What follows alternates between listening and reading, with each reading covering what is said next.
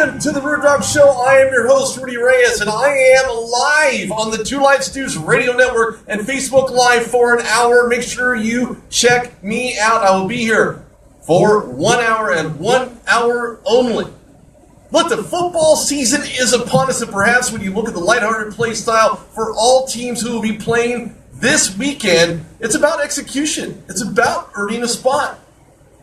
And when you talk about a 53-man roster, you could have the opportunity to be a part of it, but you have to showcase who you are, what you have, and given that you're an accomplished student athlete getting to the next level, being given the opportunity to do so, now you become a professional athlete. Do all collegiate students exit college being a professional? No. That takes time. But with a variety of talent, you may have that much time. But first starts with a chance to play between draft picks and wily veterans. When you think of NFL teams trying to get the better of their division rival, only one set of teams really stand to mind. Now, I am an AFC North guy. Or rather, I'm an AFC guy. I like the AFC. They've won more Super Bowls in the NFL modern history. We're not talking about pre-Lombardi. We're talking about post-Lombardi. But a lot to do here in the West. We now here in Los Angeles, I mentioned this here on the RudolphShow.com before, and on the Two Live Stews Radio Network before, that there are now two teams. So we go from not having none, zero, zilch, nada, no teams at all. Now we have two, in the Los Angeles Rams and the Los Angeles Chargers, who will be dodging for mainstreaming on your local networks, at least my local networks here in the Southern California area. Right now you're looking at four teams starting out fresh. They all have 0-0-0, so there's no ties, no wins, no losses. And who better to talk about it than Tony Cornish Jr. as well as Clay Abels. Now, I've never had either one of these gentlemen on before, so welcome these guys to the show. Welcome. Thank you, Rudy. Glad to be on the show. Appreciate it, man. What's going on? Oh, man, everything's going on. Are you kidding me? NFL season is back. Who's not ready for this? If you're not ready, you're under a shell. Or live under a rock. Or maybe both. That's right. You're right, Rudy. The excitement has been building all throughout the offseason. The draft in Philadelphia. What an extravaganza that was. My friends in Philadelphia are still buzzing about that. And, of course, Roger Goodell still getting moved around the league, as per usual. But it's time now. The silly talk time is over. It's time now to see what they can do on the field, and that's always a good time. I like when the big boys pull the big pads. I get excited, too.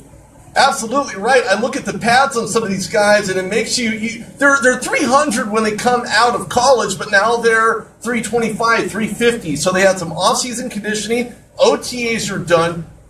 Training camp is almost done. Clay, when you look at the AFC West, and I look at how closely the Oakland Raiders had to wrapping it up last year, the nice little bows, all nicely prepared, and it was Thanksgiving time, and of course, nothing to give thanks for when a guy who led your team, and I mean lead your team is a born leader, natural leader, that's who he is. Derek Carr went out with a torn labrum, and I think to myself, fibula, and I look to myself and say, this is not good. I had the Raiders pick as being my AFC West winners. How do you believe they rank based on what you see out of them from last year, and can they carry it over this year? I still think they're the team to beat in the AFC West. I mean, bringing Derek Carr back is obviously all dependent upon him being healthy. I mean, that's the whole team based off your quarterback, and especially that team, such a offense that really loves to throw it deep and push the ball out in front. Excuse me. But they had Marshawn Lynch, which is huge. So that changes the dynamic too. But I like them to start the season. Denver's kind of in disarray with their quarterback situation. The Chargers are a complete mess. The Chiefs are the one team that has some stability, but even if a quarterback, Alex has not proven to be the guy that can take you over the top. Derek Carr seems to be a player in this league who can really push through and be a guy who can carry you to the Super Bowl and win a division and just a big-time playmaker who's got some deep ball. He's got the accuracy. He's also just got that kind of that gut feeling on how to make the play on the rollout, whether it's throwing it across the middle or making a deep ball play down into the red zone. I think he's got all the skill sets needed. If he's healthy, they're the AFC favorite, but it comes down to that. And then I think they also got to shore up the defense a little bit stronger this year. Just to start off, like I said, with a broken leg, it's all about the feel and the pocket with his legs and how he's going to move around. He's nimble like he usually is. You might need a little bit of help from the defense in the first couple games, especially with their schedule. So I still like the Raiders at the top of the division, but there's definitely challenges there with the Chiefs.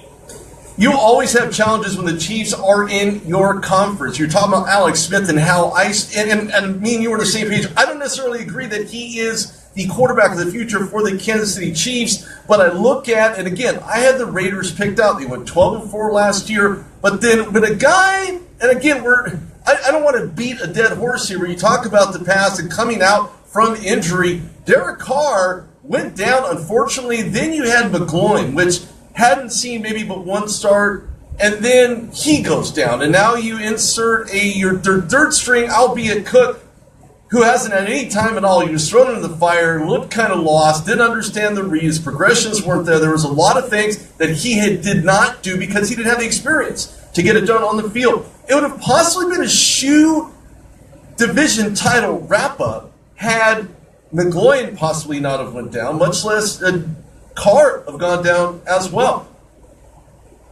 Tony, I look at... there's a lot. Go ahead.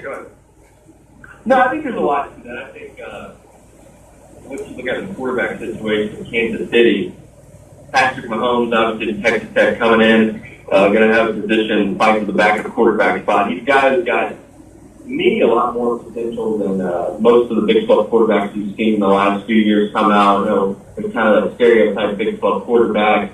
You go through guys that put up great numbers in college that really don't translate to the NFL game. I think Mahomes has got a lot of potential. As mentioned, he's got a rifle arm with a baseball player. He's got a great pedigree with his dad being a former professional athlete. So that's the guy for the future. But if you look at the current standpoint, Smith's a great, a good player, but he's not the great player. What really comes down to the Chiefs is can they have good defense to surround them, and then also in the running back category, can they have a guy that can tote the rock for a good amount of time and, take the pressure off Alex Smith where instead of he's having to throw, 35, 40 times a game, 26 to 30 area, which would be a big thing to look at this season for the Chiefs and how they do out of the backfield. But I think they're certainly a contender, but still the road goes through Oakland. Yeah, the road goes through Oakland. It goes through, and probably one of the last seasons you'll see them play in Oakland, since they are moving to Las Vegas now, and then at that point will be the Las Vegas Raiders. It's really hard for me to wrap my mind, much less what I'm saying around the Las Vegas Raiders. So that's so tough. It's so tough. You're talking about Patrick Mahomes. Tony, when you look at Mahomes, and I had interviewed his tight end here on the Rude Dog Show during the draft, and matter of fact, him and his tight end went throughout the post-draft season getting prepared for training camps, and unfortunately Mahomes got picked. His tight end did not get picked. But I look at Mahomes and I think to myself, this guy has, you talk about pedigree before Clay and how his dad was a former athlete as well, and I think that has a lot to do with the DNA. Do not ask Patrick Mahomes to start. Do you see him getting reps? Is Patrick Mahomes the quarterback of the future for the Kansas City Chiefs?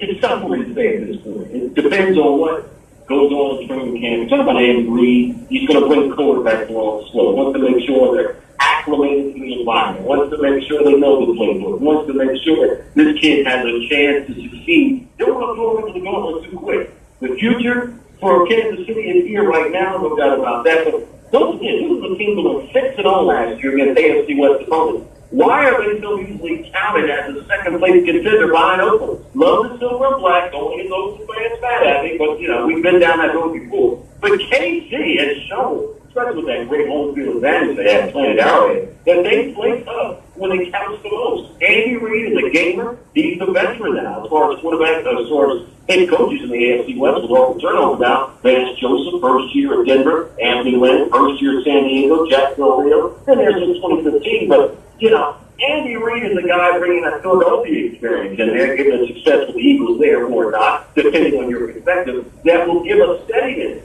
in terms of bringing along players at a nice rate for them to be successful. No need to throw them to the fire just yet, but Alex Smith, again, depending on the injury situation, is going to determine whether or not this youngster gets on the field in a timely manner or a right now, let's get it done manner. So we'll have to wait and see as the preseason rolls on. You talk about Andy Reid and how successful he was in Philadelphia, but don't forget last year in the AFC outside of the West, they lost a lot of games, especially those two back-to-back games against the Steelers in Pittsburgh as well as at home at Arrowhead Stadium, one of the loudest places to play in favor of the Kansas City Chiefs. Did not quite work out that way. It was a low-scoring affair, but somehow the Steelers were able to really pull that win out, as ugly as it was. And I watched that game from end to end. It was a 30-plus point victory over the Kansas City Chiefs in Pittsburgh, but in Arrowhead, the conditions are different, the environment is different, the people are different, the crowd is into it.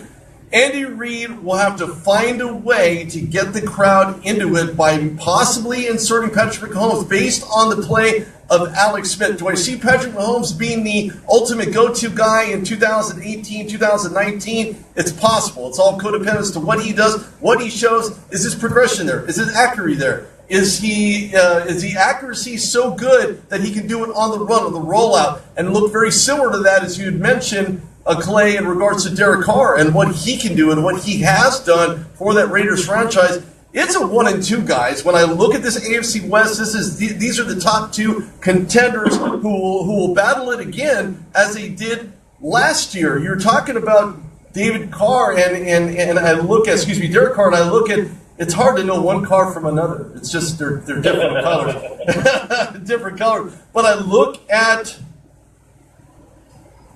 the quarterback situation, and I had a chance to speak to Rod Woodson about a week ago, and he had stated that he had a conversation with Carr, and he looked at him. They had a conversation, and he seems to be 100%. He is not one to go out with a broken finger. Okay, fine, reset it, wrap it up, and put me back out there. But when you tear something in your leg, that's a whole nother dynamic. Clay is Carr 100%, and if so, can he be as effective, if not more so, this year?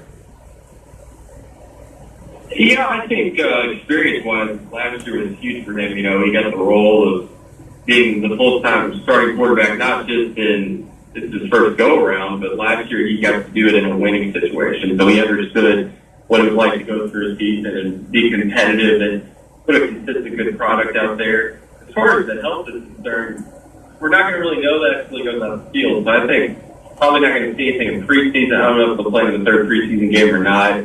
They may throw him out there for a series, but I don't think we're going to know for the regular season how healthy he is. I think more than likely he's going to be in great shape just because, you look at the NFL and medical staff, and he's had a whole summer to recover. So I think he'll be about as good a shape as he could possibly be in. And he seems like a guy who takes it pretty seriously when it comes to football. He's not somebody that's lackadaisical or, off the beaten path. He's pretty motivated. So I think he'll be in good shape, but we're not going to find out until the regular season. Yeah, you're right. That's exactly right, because you got to take that first hit. You got to take that first hit. Not when the coaches are around wearing the red jersey, back to college days. Don't hit the man in red. When he takes that first hit, dusts himself off, get back in the huddle, then we find out where Carr is. Then he'll find out himself where he is. That's when we'll see whether or not he's going to have that confidence that's going to be needed to take command of that huddle once again. Don't forget, he's the heart, he's the soul of that Oakland Raider offense. No doubt about that. As far as the team is concerned, they look to him as leader. They need him on the sidelines. They need him being effective on the turf. But how well he'll play determines on how well he'll be able to sustain pressure and take it. No doubt about that. Yeah, absolutely. I look at Derek Carr and I think to myself, I want to see him move. I want to see him be able to be mobile, scramble outside of the pocket. Prior to his injury last year, I seen him do that as much as he needed to do. Was very effective, 20-plus yards. I think he was somewhere in the 12 or 13 completion range. He's absolutely insane outside of the pocket. Reminds me of Ben Roethlisberger, younger Ben Roethlisberger, with his mobility and hard to get down as well. I want to see him step back in that footing and to be able to push off of that to give him comfort when he goes to make that throw. When he follows his progression through, is there a hiccup? We will find out. I hope there is not. For his sake, you're talking about Derek Carr being the aficionado and the main go-to guy in that Oakland Raiders offense. I like Derek Carr not only as a player, but as a person. As a matter of fact, and I've stated this relatively, let's just say light. He stated that when he received his contract, he's going to tithe more in church, and he's going to buy his wife something nice. And when you have a guy, the quarterback, and you don't really hear this in the NFL, not really a whole lot talking about this, but when his Christianity takes effect and he wants to tithe more, get his wife something nice, despite her saying, no, that's not what I want, that speaks volumes about his character. It tells you where he's at mentally, and I guarantee you having to undergo recovery, rehabilitation, really tested his religious beliefs as well. I like Derek Carr as a person. I like Derek Carr as a player. I want to see him do things that he did last year. Is he 100%? I believe he is, but only that first hit, as you stated, Tony, will tell whether or not Derek Carr can stay on the field, or if he goes down, what next? Does McGloin start? Do you put Cook in? Has Cook had any reps? I will see Cook in the preseason as well as McGloin to see if there are anything progressive about what they learned from last year that they can apply this year. Let's stick on the Raiders here. Go ahead. Rudy, it'll be interesting to see how Jack Del Rio and coach manages this as well. Is he going to let the quarterback go out? Carr wants to go. He's a competitor. Is he going to dial him back? Is he going to let him go? Is he going to just, hey, talk to him man to man? How you feeling? Can he trust with the quarterback is telling him in regards to how he's feeling, knowing that the organization may want to put some other people in place, but, he wants to be the leader. He should be the leader. He's the heir apparent. He's the guy that can lead them, if healthy, to the promised land. It's going to be an interesting scenario that's building open, no doubt about that. Yeah, no, you're right. And to piggyback off of that, Clay, I'm going to ask you, I know you've seen this, I know you've heard about it. We could probably have another hour discussion in regards to CTE, concussion protocol. Players wanting to call themselves out when they need to, when they have.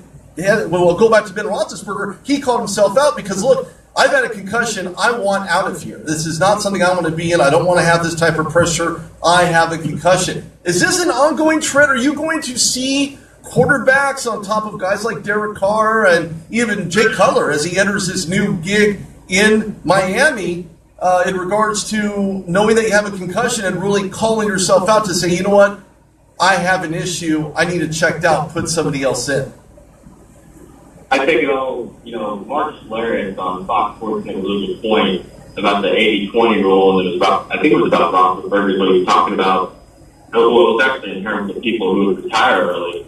He's like, the guys who are on the Ben Roethlisberger level, the Jay Cutler level, the high-end quarterbacks, to the high-paid receivers, maybe, superstar defensive linemen, or maybe, a big-time defensive back, they're going to do that because they have guaranteed money. But if you're a regular guy who's fighting for a position and a paycheck, and you need that next contract, I don't think you're going to see that change too much. This is a little bit of a different generation. There's more information on concussions and CT protocol. So I think more guys are up to date on what to be aware of and what not to be aware of. But I think the medical staff will help with that as well. They'll pull some guys out that maybe would have went back into the game. But I think that the majority of players who aren't superstars, they're going to try to play through it. It's just a football mentality. It's what people do in those situations in competition. They're trying to earn a paycheck. They're trying to get the next paycheck alive.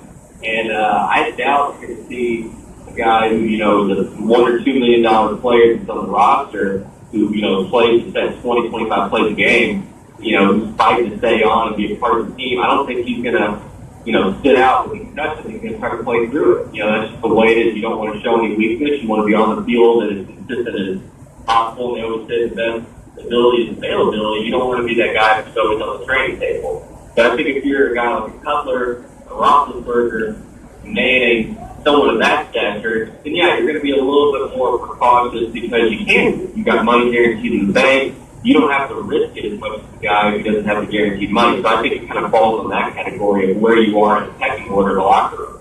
No, you're right. The locker room and what you play and what position you play, what you show, what you exhibit, the types of things that make who make you who you are, at least to the franchise that you're playing for, will get them to recognize, well, this doesn't look like the Cutler that I'm used to looking at. And of course, that's probably a very open-ended statement, but between interceptions and completions, that's another story. But still, staying with the position player, the high skill position player in Jay Cutler, Ben Roethlisberger, you talk about Manning, or even Peyton Manning for that matter. Peyton Manning knew when to say when, and he did it. He did it his way. He went out his way. And I think you're going to find a lot of reasons why teams will recognize that these guys can play to a certain level, and because of the familiarity that they have with them, will be able to indicate, well, there's a problem. He doesn't look quite right. His throws are off, things he would otherwise be able to make. So as a coach, as an offensive coordinator, and even as the NFL scout who's standing on the sidelines waiting to administer that CTE protocol on that given player, whoever that may be, we're saying quarterbacks because that's currently the topic we have going on. But I look at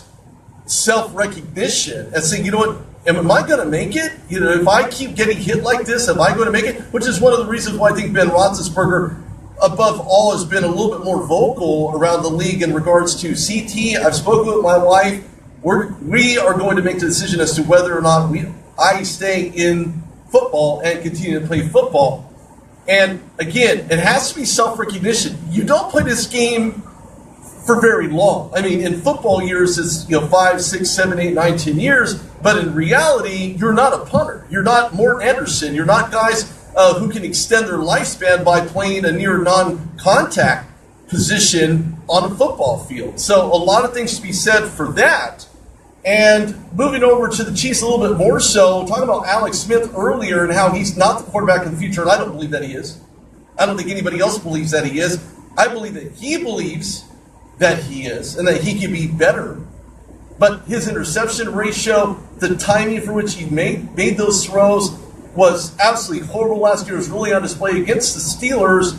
And despite it being a low-scoring affair, you really had a chance to see who Alex Smith really, really is. And I think it's a past tense when you talk about the window of opportunity for him to get to a Super Bowl because we know who he is. Just like Jay Cutler. Jay Cutler is who he is. He's not going to change. He's not going to get any better. He can only get worse. So by paying him $10 million in a one-year contract for the Dolphins, it's cheap, low budget, but you get what you pay for. When you look at the Chiefs and Alex Smith, we're talking about Patrick Mahomes. I think Patrick Mahomes, if there was a quarterback competition in the following year, I guarantee Patrick Mahomes would blow Alex Smith away because he had learned so much, not only from standing on the sidelines holding a clipboard. Patrick Mahomes does not have that mentality.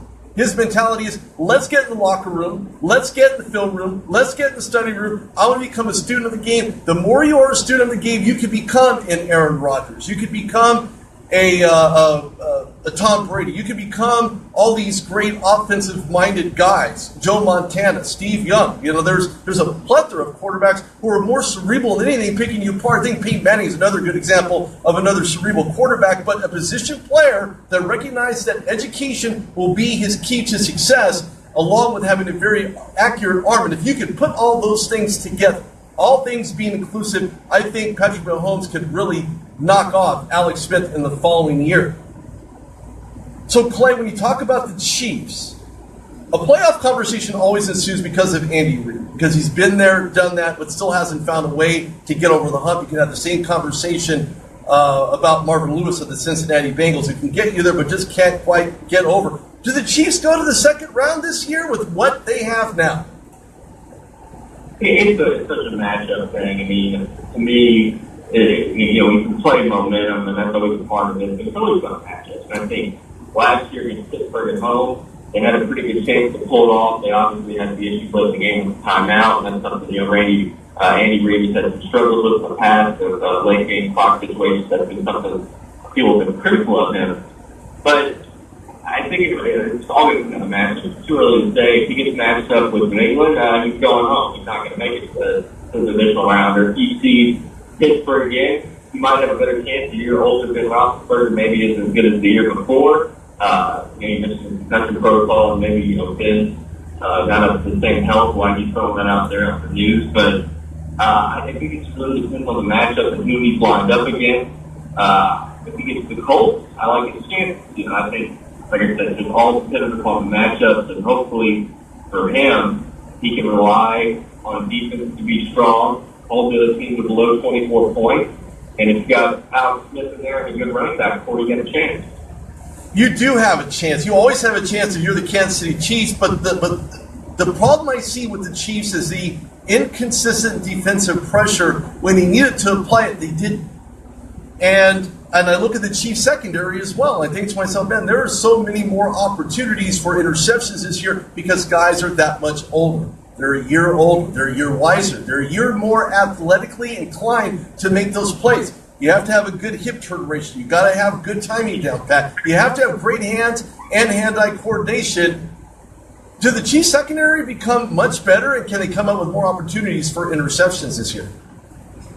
We're going to find out week one there. And if they take on the pass, though, I mean, you bring up some great points. No doubt about that. It's about making a commitment on the defensive side of the ball for KC. That's been a big question mark in a lot of people's minds, a lot of seasons about KC's commitment to winning. Who's going to come up with a big hit? Who's going to be the man? Are you going to be the man, or are you looking for the next teammate next to you to make the big play? That's what it comes down to. Everyone takes ownership of making plays. Let me be the playmaker. Let me be the guy that finishes off a play. Let me be the guy that takes back on a turnover. Let me be the guy that creates turnover. It's about creating a mindset. And we have to do that. Yes, he's more thought of as an offensive-minded coach, no doubt about that. But he's got to turn to his defensive coach, turn up that lamp, if you will, to say, hey, guys, our timetable is now. It's today. You be that man to make that big play. And I think that's what they're asking themselves. I think they're asking themselves, who's going to be the next man? Instead of pointing fingers, you're talking about taking ownership. I think it's one of the key things that the secondary and the Chiefs really need to take hold, to pull in, to endear, to mature, and to nurture. And I think that if they can do those things by not pointing fingers, well, it's your turn, you're the one who lost coverage, you're the one who lost sight, I think that's a lot to do with why the Kansas City Chiefs will still be in the conversation of winning the AFC West title. Now, Clay, when I look at the takeaways from the Chiefs from last year, they look relatively different. Has there anything that you've seen in training camp that would make you believe or help elude you to do the thought process of, well, maybe they can do better. Maybe they can get over the hump. Maybe they can move forward, and maybe they end up winning the AFC West again? I think their best bet, I hate to say it, is to help Derek Carr. If Carr's not healthy, that really opens up the door. Right now, looking at their schedule going into the season, they start off with San Francisco, and it doesn't get easier from there. San Francisco is the one kind of game you feel good about. I'm not looking too positive at the end of the season. I mean, they got a gauntlet the first 5 weeks. You've got at the Bengals, at the Seahawks, Titans at home, who look to be a new and improved team, Patriots on the road. I mean, that looks like a death march throughout the first 5 weeks of the season. I mean, you can be very realistic looking at a 1, 4, 2, and 3 start. Then you got to go inside your division later in the year. Plus, they got to play Washington, Texans on the road. Obviously, even later in the year, they go to the Cowboys. I'm not liking the schedule for the Chiefs. I'm not too bullish on them in that standpoint. I still like the team when it comes to how they were last year and, what they're lined up as. I think they're going to be consistently on about the same level of talent. But I don't know about them when it comes to challenging for that spot. They're going to go through a rough beginning of the year. If they come out of there, though, 3-2 or better, I think I like their chances a lot because things easy up a little bit with the Eagles. But I say that they still got some tough games in the middle of their time. They can really ease up as well. If looking at it right now, at Chargers, Redskins, at Texans, Steelers, then at Raiders. I mean, that is a gauntlet to go through right there after going through the tough beginning first 5 games. So I think the more and more I talk about it, I'm talking myself out of the Chiefs because the schedule just looks to be daunting. Clay is spot on. You look at that opponent's winning percentage, 576, and KC will be facing. He's right on. That schedule is going to be gruesome. One of the toughest in all the National Football League. It's going to be a test for KC, no doubt about that, from week 1 on. Well, week 1 on will be the determining factor in a lot of ways. You see the 49ers. Yeah, you could probably count that as a win. Are the 49ers quite there with what they need to be looking down the stretch? Not necessarily. Have some rebuilding going on. Can the Bengals do this? Can they win against the Chiefs? I see that as well. Always a tough secondary when you have Adam Jones and Perfect there as DBs. You have the secondary that looks really good. Andy Dalton's got a couple more components to really beat you with in the short passing game, and the Chiefs have really suffered in that regard as well. So it doesn't get any easier for the Chiefs, and predominantly you look at teams that are in the AFC that have one of the toughest schedules. Steelers are one of them, Chiefs are one of them, and I can't say that the Patriots fall in that line. They had a cakewalk in the other half of their season last year that just basically walked over opponents, 23-17, 32-14, and it was just in Walla, and Tom Brady, who is not named Alex Smith, can get the job done and able to go on and beat just a horrible Atlanta Falcons team in the second half to win their fifth title. I don't know that the window of opportunity is still open for Alex Smith. I'd like to think so, because he's a team leader, he's a team player. You could have the same conversation about guys like Phillip Rivers, which we're going to talk about here a lot sooner than later. I just don't know Alex Smith has the awareness in the pocket that he needs to. He is a pocket passer, not very good on the run. I think more incompletions on the run than any other quarterback in the NFL, outside of maybe a couple rookies here and there. But look, they're rookies. You're a wily veteran at this point. You started in San Francisco, so you get to face your nemesis in week one.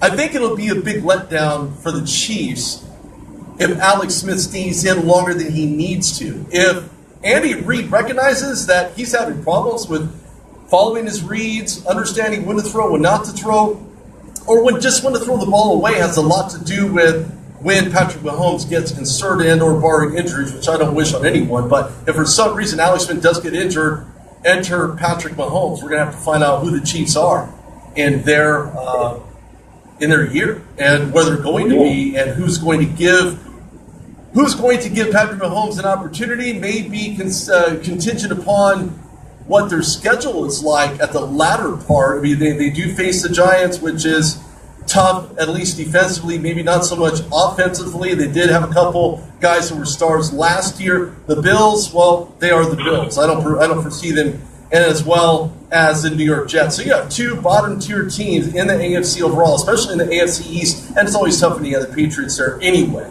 So I don't know that the Kansas City Chiefs could really win it out right in the AFC West, but if they maintain, because look, you know this as well as I do, Clay, when you look at the AFC West, everybody's extremely familiar. Patriots are familiar with the Bills and the Dolphins. Steelers are familiar with the Ravens and the Bengals and the Browns, and everybody's familiar with one another.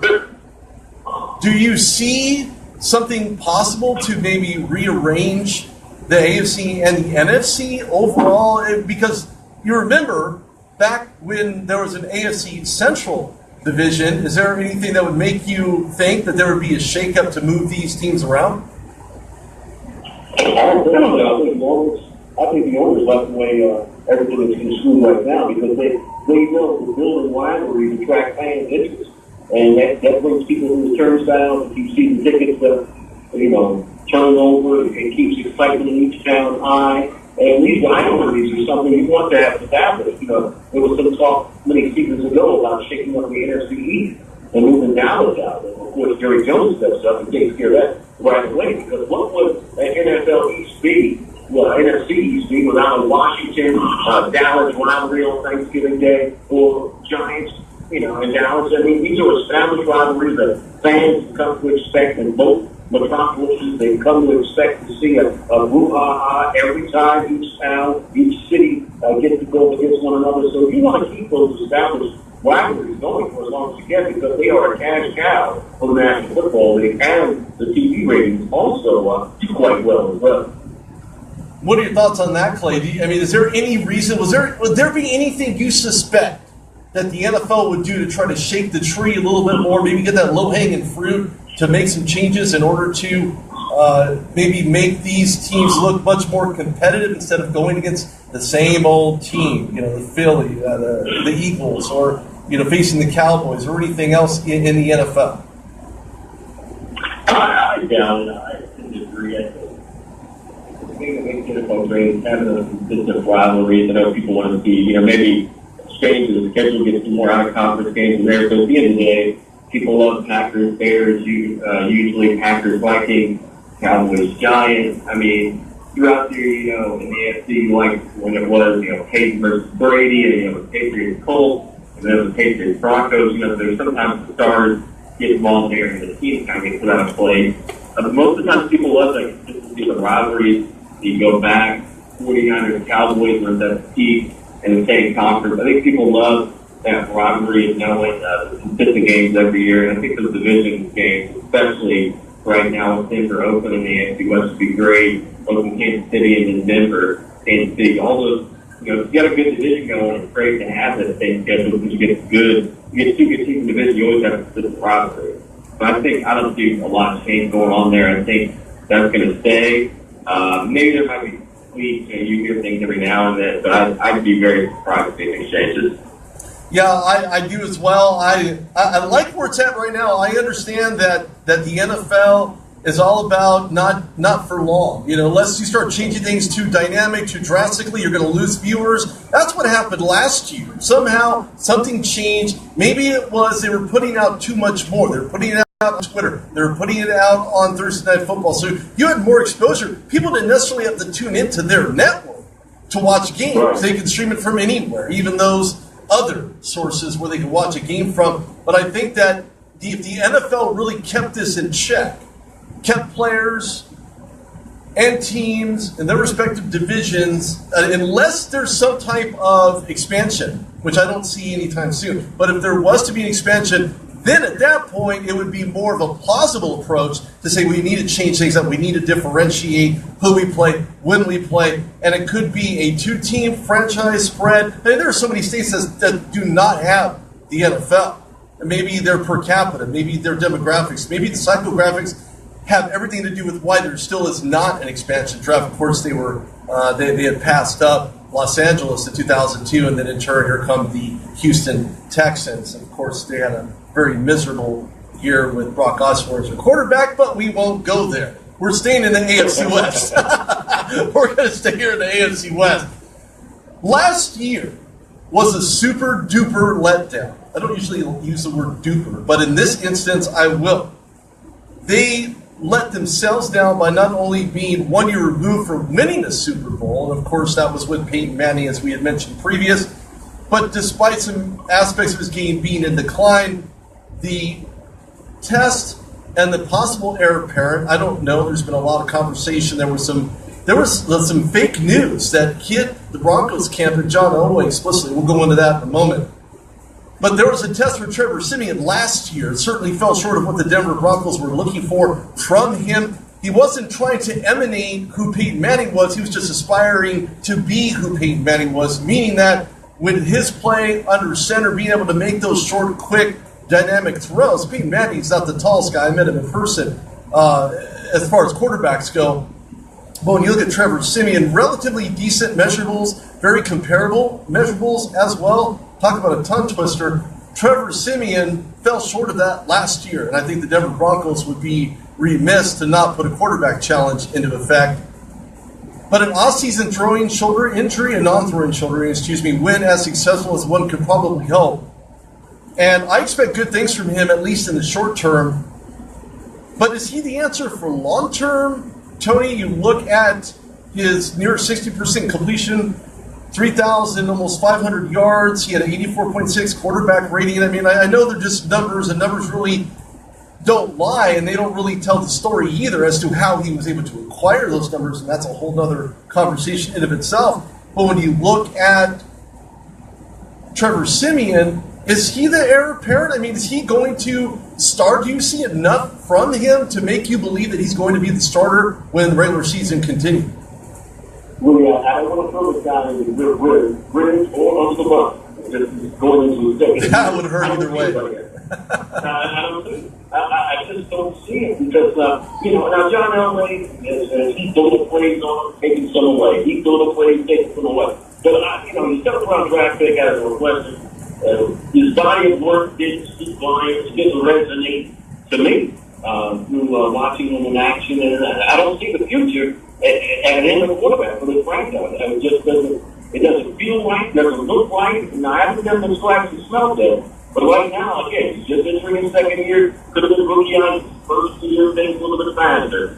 Things are coming at you quicker. You got to be a leader. You got to be cool. You got to get that. You know, a lot of things coming at you. So I don't know how well that's translating in Trevor's mind as far as getting it done on the field. Bottom line being winning. Bottom line being moving the ball. Then bottom line being that leader that just leads to that quarterback position. So it's going to be a telling tale. It's a training camp for him and also what is the regular season. And then you look at the Paxton Lynch. I mean, do you go back to the Paxton experience? John Elway's at a crossroads in regards to his favorite position on the field, the quarterback position that he knows a little bit about. So it's going to be interesting how he gets involved or not, and seeing if Trevor's going to be the guy come week one. Hey, that's the first question you got to ask, because you got a little battle in training camp. And is he going to be the guy that we can consistently count on week after week to lead this team to get over?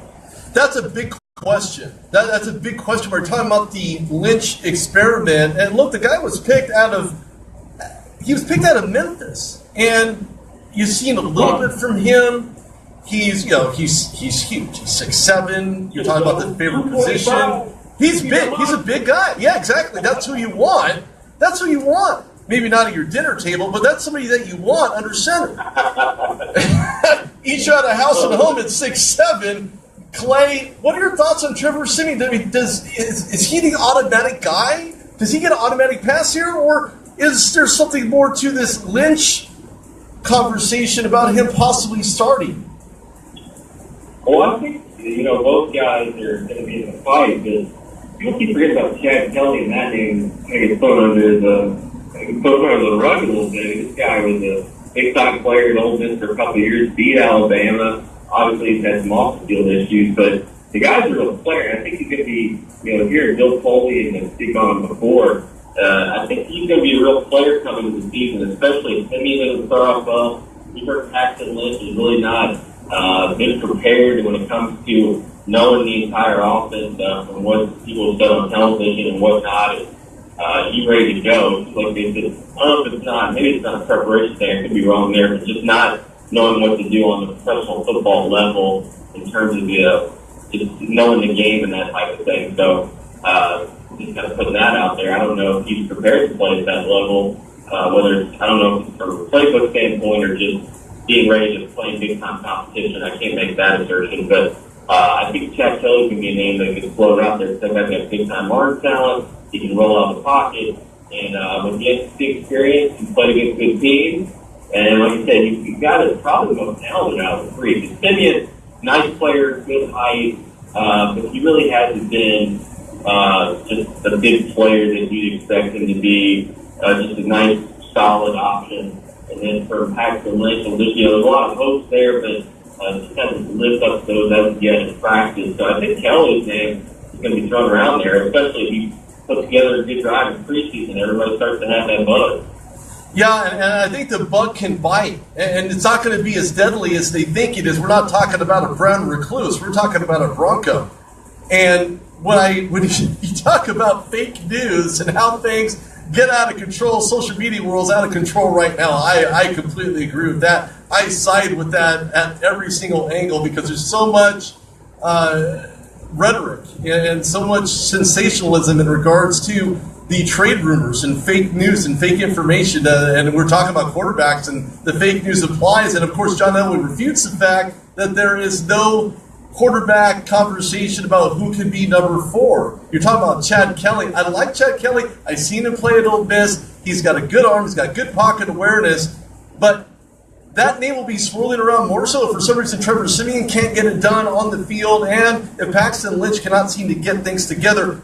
I think Paxton Lynch, at least at this point, reminds me of a Mettenberger, right? I mean, you look at the Tennessee Titans, they release him. He's on the free agent market. Ben Roethlisberger goes down. They go after him because Landry Jones is not the answer at quarterback position for the Steelers either, and I've been a firm believer of that for years, at least since they drafted him, and I've seen him make his first play on the field. Kind of sad to say, but it's true. I think you may see Chad Kelly, and I'm going to side on that with you as well, Clay, when you talk about Chad Kelly, his poison pocket. So you have off-field issues. It's about another opportunity. It's about another chance. I think Chad Kelly could get his chance a lot sooner than later, at least this year. I expect to see him a little bit more in preseason than I did the year prior, because he's Chad Kelly. I mean, he has the accolades to put something together, especially in a 2-minute drill. I've seen him do it at Ole Miss for years. When I look at the Broncos, no, go ahead. No, I like Kelly. I think there's a lot to be desired there. Because like you said, there's a lot of his off-field stuff. He's shot himself in the foot, and he's not really in the best of situations when it comes to being prepared in that arena. So all the stuff on the football field, though, looks pretty good. I hope so. I hope he can put it all together. It would be a nice comeback story. I mean, our media would love to jump all over that and say comeback player of the year. And at some point, I thought the window of opportunity would still be open for guys like Johnny Manziel, but it is not. I think Johnny Manziel is out of the NFL. Speaking of a quarterback in the long-distant past, I guess you want to call it, I don't know. But I look at Johnny Manziel talking about coaching yesterday or possibly in the CFL. I don't foresee him getting any opportunities, I'll be honest with you, despite his best efforts, despite his best ploy. And since we're on the topic of quarterbacks, of course, it's always on somebody's lips. I know you guys are probably going to start to say, why are we talking about this? But Kaepernick, still a guy does not have a job, still is being blackballed by owners in the NFL for whatever reason. He shot himself in the foot when the Bills came calling. Not a good situation in Miami when he wore some provocative clothing in relation to a lot of Costa Ricans and a lot of Puerto Ricans that came from South America about Fidel Castro. So obviously not going to happen there in the Dolphins organization. But I have to ask you, Tony, why is Colin Kaepernick still unemployed? That's the $4 million question. No doubt about that, Rudy. I'm asking myself, I thought he would be signed by now.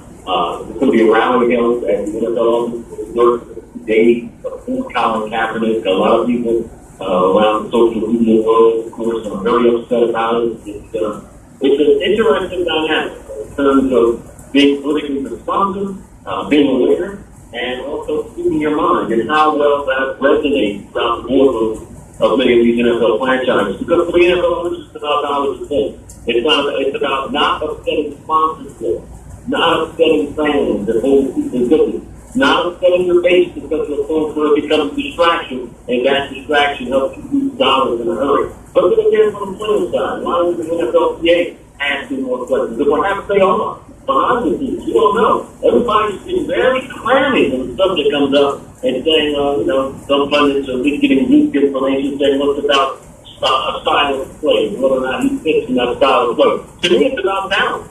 Can he play? And can he help the team win games?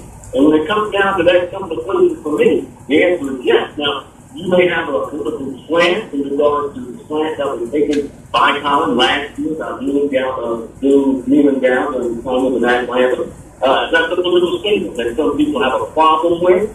This government saying, hey, what's been the rights? We fought for freedoms in this country, and those are one of those freedoms we fought for to express yourself. It's a wide, varying opinion across the country, no doubt about that. But my bottom line, National Football League gives me an opportunity. Best players should be all these rosters, and I think Colin Kaepernick has an argument as being top 100 players that should be working and on a roster right now. Look at what happens that scrolls down to week 1 of the National Football League regular season. I definitely agree, Clay. I have to ask you the same question. Why? Because I look at Colin Kaepernick. The guy was very effective in the 20-yard situation, very good. And I've watched tons of YouTube videos on this guy, and he has the scrambling capability. Not exactly the most careful holding a rock, but the minute he gets outside the pocket and there's room to run, he's gone. I mean, what are your thoughts as to why he's still unemployed when guys like McCown are getting added or Jake Cutler are getting called out to being a part of the Miami Dolphins team? I mean, I think at this point it's a snowball effect, and you get to a couple teams don't sign him, and then it becomes a national story, and it's 24/7 media fodder, and you can't get rid of it. And I think most teams have their guy at this point, and if you're looking for him as your backup quarterback, there's no way you're going to take him just because you don't want to deal with all the media. And I guess at this point it would be positive press, but even that, I think teams are in the business of not wanting to deal with the press and having a news story. They want to stay as far away from it as possible. I think they just kind of want, you want your backup quarterback to not be known. I mean, I think that's why Luke McCown gets signed, and then Jay Cutler got the Dolphins job because of the Adam Gase connection. But at the overall point, Colin Kaepernick, I think he's a guy who's got fairly potential, and he shows spark. I know last year the numbers, 16 touchdowns, 4 interceptions, look good. It's just, there's obviously some questions. It's weird, you don't hear from him. That kind of brings up some questions about it. Is this a lot of a media ploy to get more attention for his cause, which it could be. But I think at this point, teams are not going to sign him, especially the backup quarterback spot. You just don't want all this news to fall around. If the starting quarterback is the same kind of category, you imagine signing Colin Kaepernick to your starting quarterback position. That's a story every day of the week until, he either plays poorly or he plays well. Plays poorly, it'll go away. But I think it's just something where people, they don't want to turn into a snowball effect after a couple teams passed on it. It blew up and it became everywhere. I think people just don't want to deal with that media cycle. Rudy and Clay, I was really surprised that Baltimore didn't sign. I thought that I'd be Newsom being the cash cow GM that he is, so close to players is going to have enough pull with ownership to get this deal done, because Ozzie knew and knows that Colin has tremendous upside, great talent base. Because as a former player, you get a feel, you look to the tape doesn't lie. And it was just ownership not willing to budge because they were feeling from the financial side, from sponsors, that, hey, we don't think this guy belongs in Baltimore. And so he's not signed. I look at the Baltimore Ravens. That deal looked probably more secure than any other deal that was at least in conversation, that was out there being looked at out there, and it was all being scrutinized by NFL owners. I guarantee you, all it took was a phone call from another NFL owner. So, I wouldn't sign that guy. I wouldn't sign that guy. And then Ozzie Newsome gets wind of it. I don't think we want to sign this guy after all. All it takes is very little communication to change somebody's mind, especially when you get that information from somebody that you trust, somebody that you're a part of. Another owner of an NFL team has more influence than Colin Kaepernick does, has more influence than Shannon Sharp does, has more influence than I do. So when you look at this tightly knit community between NFL owners, it was a shoestring and a can away from saying, yes, we do, or no, we don't. Unfortunately, it's no, we don't. His girlfriend also had some negative things to say about that botched Miami deal, at least in conversation, where he was going to go, where he could go.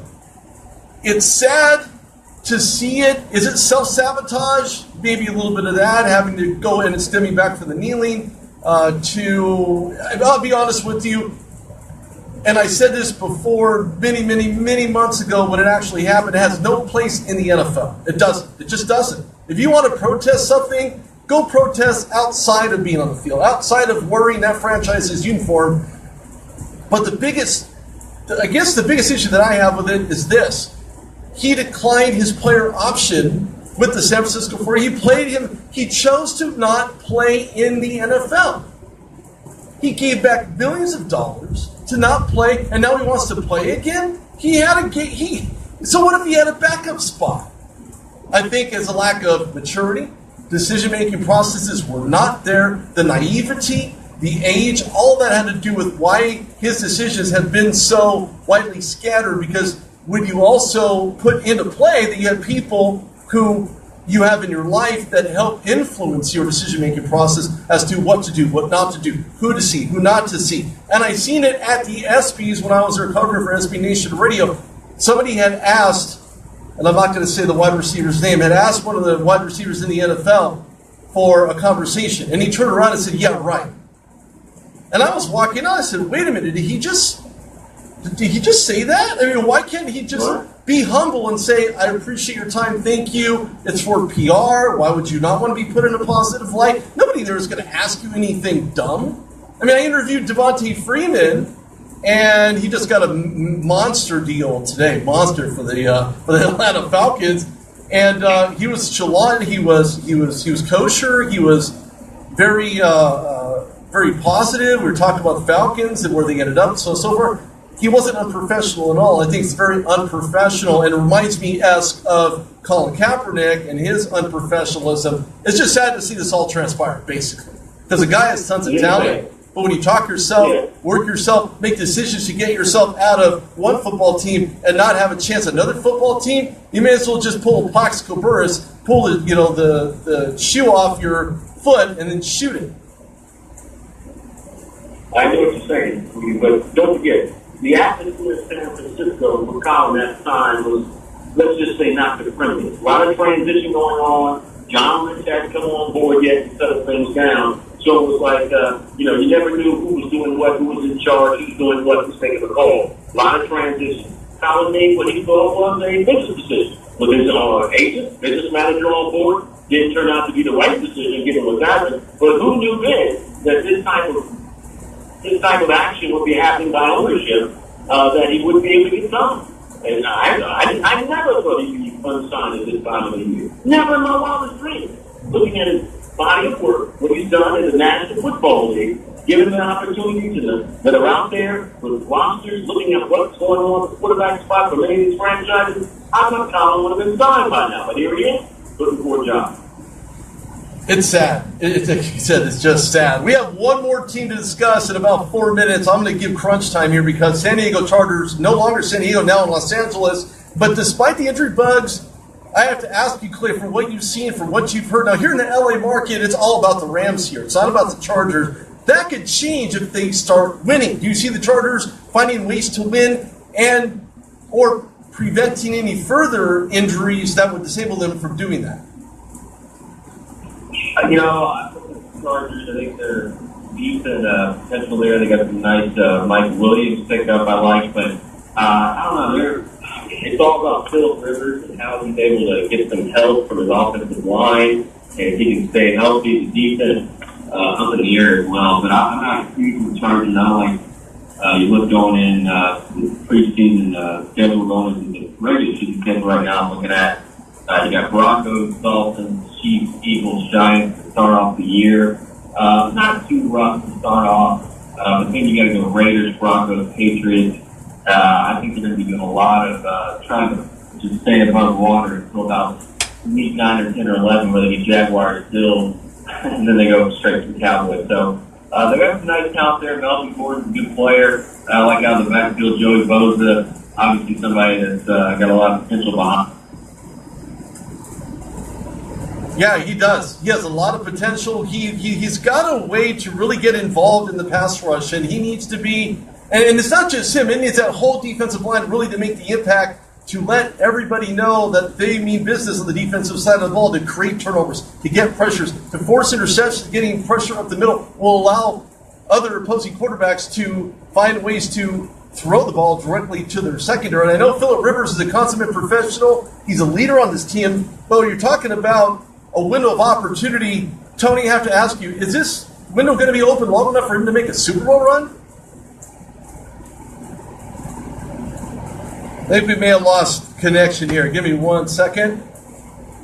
It's sad to see, sad to hear, but we're going to roll with it here. Stand by, guys.